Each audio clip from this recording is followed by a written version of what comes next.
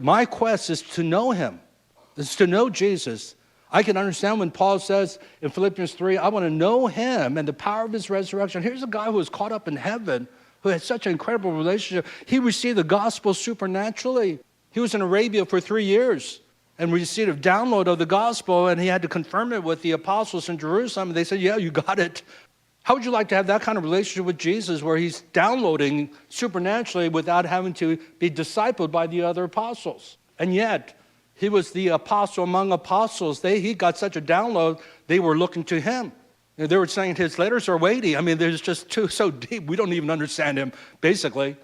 But he knew God, and yet at the end of his life, he said, I want to know him and the power of his resurrection and the fellowship of his suffering, being conformed to his death.